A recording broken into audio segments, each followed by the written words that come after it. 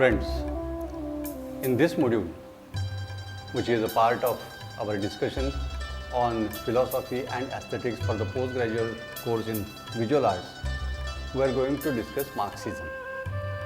Marxism, a theory which is popularly known as Marxism, derives its name from the name of Karl Marx, 1818 to 1883, one of the most influential scholars in 19th century, an economist, theorist, philosopher, and revolutionary activist. In the discussion of politics, Marxism has come to indicate socialist theories and systems of government based on the idea of Karl Marx and his collaborator Friedrich Engels, who is his slightly younger contemporary who lived from 1820 to 1895, and their various successors. But Marx and his successors and successive theories addressed history and culture as well as economics, as they considered it as all a part of the whole. And their theories and methods have provided a framework for a strong tradition of scholarship in art history as well as in other academic disciplines.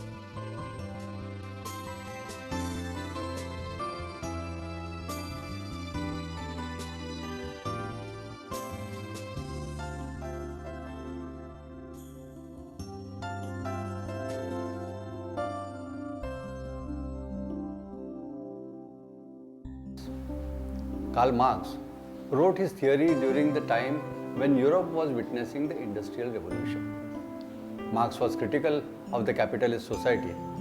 In his greatest work, Das Kapital, he argued that the fundamental condition of capitalist society is the exploitation of the worker's labor by the capitalist. The worker does not receive full value of his labor.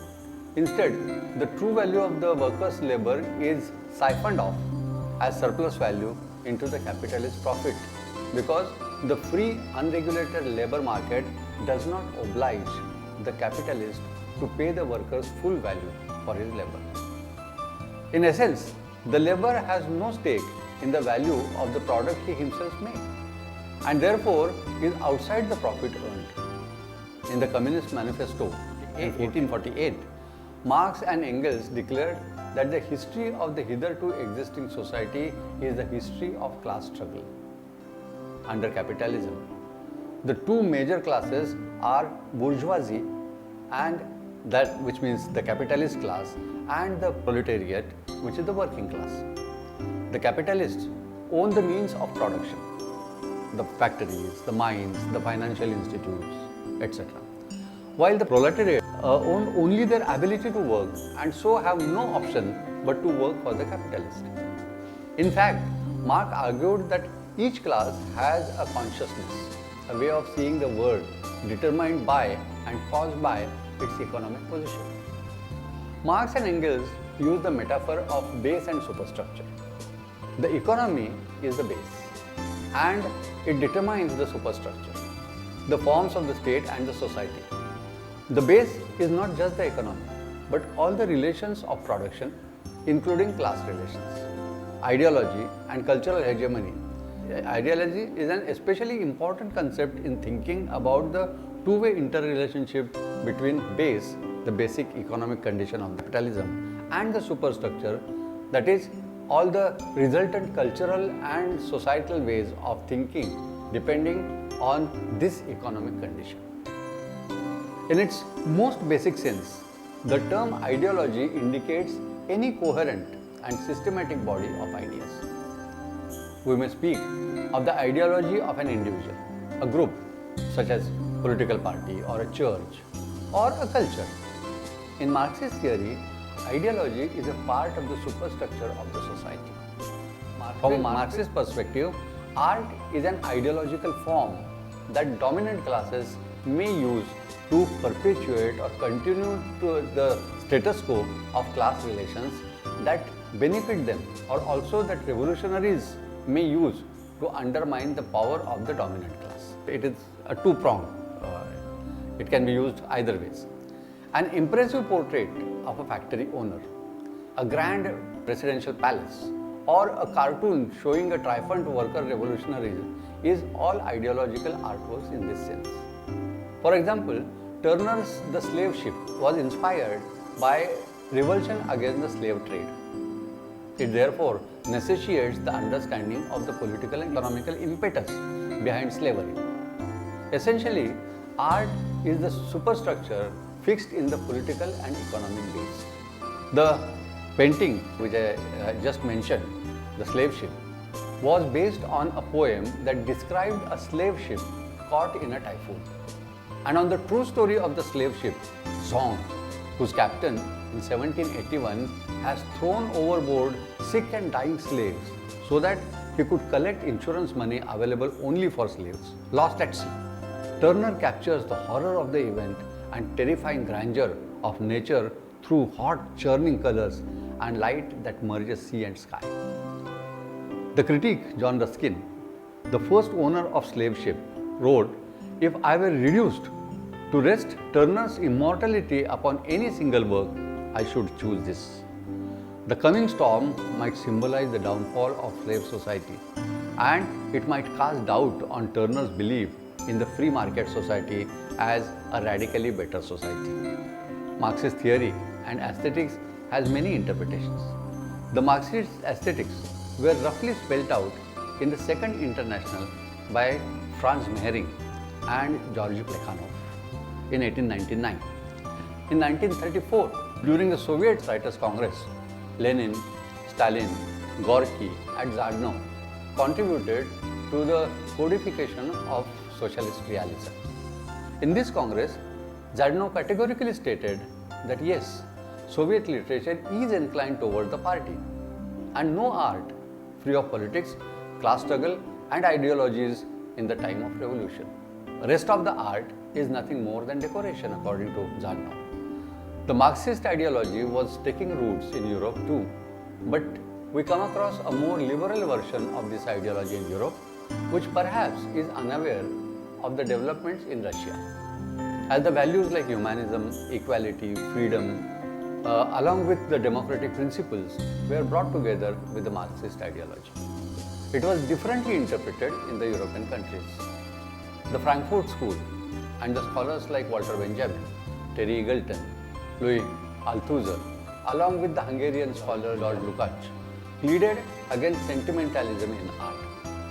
Playwrights and authors like Bertolt Brecht, Christopher Caldwell and George Orwell endorsed the thought through their expression. The New Left in France significantly contributed to it. Walter Benjamin's The Work of Art in the Age of Mechanical Reproduction gave a new perspective toward the comprehension of modern art. His friend Bertolt Brecht introduced newer narrative strategies like alienation to European theatre. Alienation was a very interesting device that Brecht used. Normally in theatre, the onlooker always falls prey to anxiety, thinking that what exactly is going to happen next. And the other is the sentimentalism that is involved in romantic theatre. Brecht introduced a very interesting device called alienation, where he used to disclose the further developments of the theatre to the people all of a sudden in between the storyline. Or sometimes, if the people are entering into the anxiety, if the people are entering into the sentimentalism, he would stop the narration over there and use a device to disclose the further developments or disclose this, perhaps wipe off the emotional content of that play, which was a very interesting device in theatre, which was used by so many other theatre traditions in the later period. Ideology became important in Marxist theory during the 1920s and 30s, at a point when the workers' movement in Europe and North America had made many gains but had failed to overthrow capitalism and establish socialist societies. Antonio Gramsci, who lived from 1891 to 1937, an Italian scholar, journalist, theorist, and an activist, explained why capitalism was so dominant. During the years he spent in prison for opposing Mussolini's fascist government, Gramsci developed a theory of cultural hegemony, that is, influence of authority gained via cultural practices, rather than by law of force to explain how the bourgeoisie continued to dominate the society.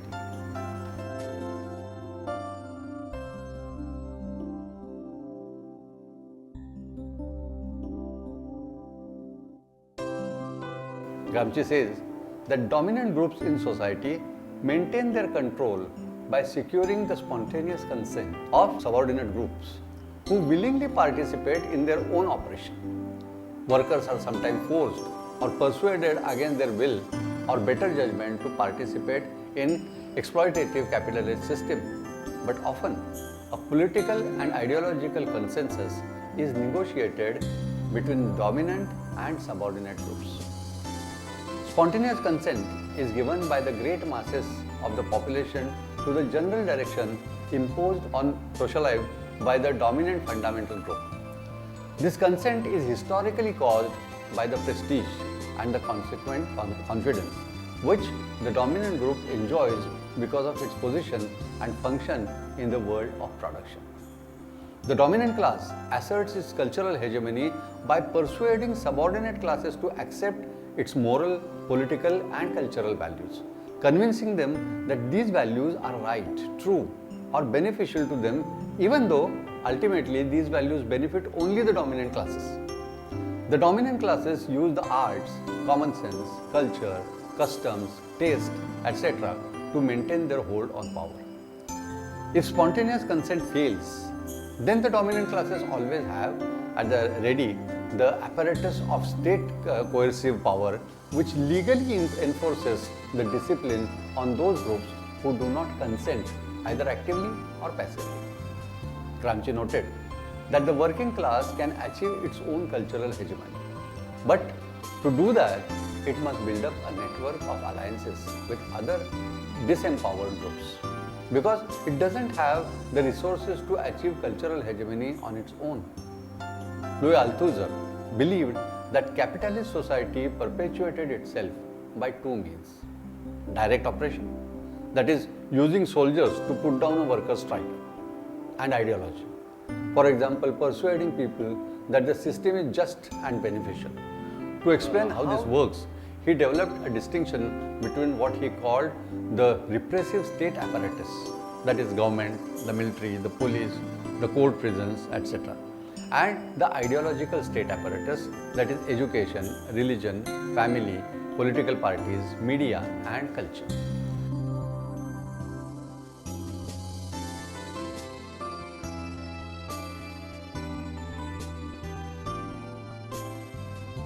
Although Marx and Engels never undertook a systematic study of the visual arts or literature, they asserted that art is not something produced by great geniuses in ways almost beyond understanding, but is simply another form of economic production. This was a revolutionary argument because 18th and 19th century philosophers of art, including Kant and Hegel, had made strong distinctions between art and labor. Marx and Engels also believed in egalitarian idea that every human being has some artistic ability. Artistic specialization in this viewpoint results from the capitalist division of labor more than anything else. For they asserted that in a communist society there are no painters but only people who engage in painting among other activities. Marx realizes that the relationship between art and society is a complex one. For example, like many 19th century observers, he believed in superiority of Greek art, yet he also saw many failings from a socialist perspective in Greek society. George Lukács, the Hungarian scholar, developed Marx's idea of commodity fetishism, which states that things can be understood in capitalist society only in terms of their exchange value in money, commodities or symbolic capital, that is the prestige.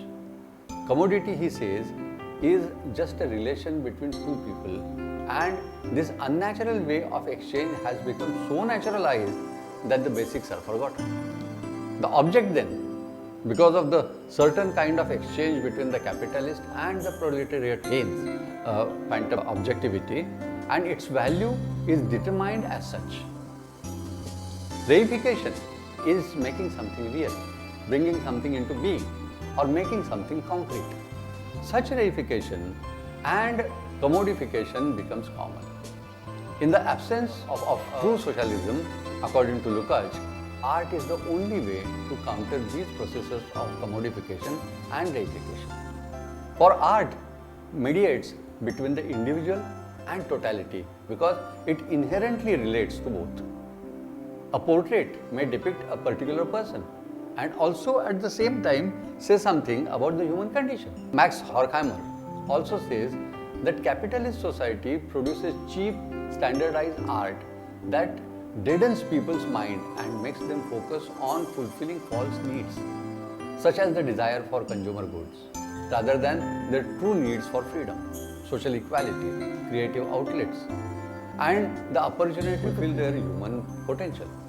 Although Adorno, another important theorist, wrote about film, radio, and other media, television, he said, rather than making their own entertainments and expressing themselves creatively, the TV audience sits passive in front of the tube for hours a day, numbed by bad programs and commercials for things they don't need and can't afford. We can see the reflection of this particular statement in our own society today. Adorno supported difficult avant-garde art and music, emphasizing its potential for radical transformation. The critic and theorist Walter Benjamin, in his essay, The Work of Art in the Age of Mechanical Reproduction, which was published in 1936, provided an insightful analysis of photography and film as art forms, tracing their effect on perception and therefore social relations. Benjamin argued that artwork once had an aura derived from the presence of the original. But the potential for mass reproduction in photography and the film eliminates that aura. Removed from the ritual, art becomes politics, but of a particular kind. The film makes the cult value recede into the background not only by putting the public in the position of the critic, but also by the fact that at the movies, this position required no attention. The public is an examiner, but an absent-minded one. Guy, according to Debord, the dominant classes control spectacle. Even other expressions and forms of representations are banned. In this context, spectacle is inseparable from the state, and it works to reproduce social divisions and class formations. Like Lukács, he questioned the extent to which art is complicit with capitalist power structure or can work to undermine them.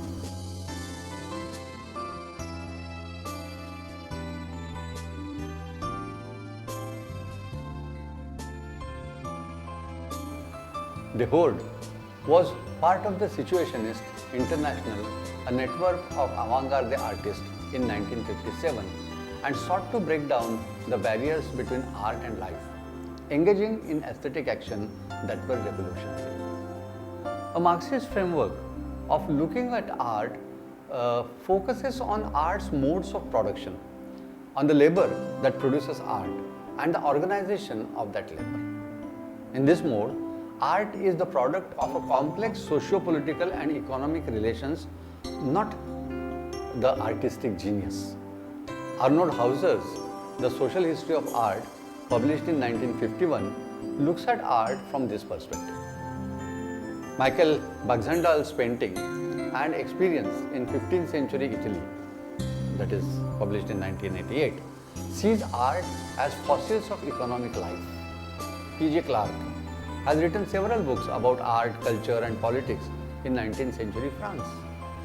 In a Marxist line of questioning and understanding art, formal issues don't disappear, but the emphasis is on the understanding how formal aspects of the work were shaped by ideologies and social and economic power. Questions like who was the patron, what was his or her social and economic status, what is the significance of the scale of the work, what was the social status of the artist and that of the artist in society at that time. Was ideologies on the part of the painter, patron and intended audience shaped the creation and reception of this image? Where was the painting displayed? Who saw it? Was it reproduced as an engraving or otherwise made widely available to the public? Such concerns would be addressed.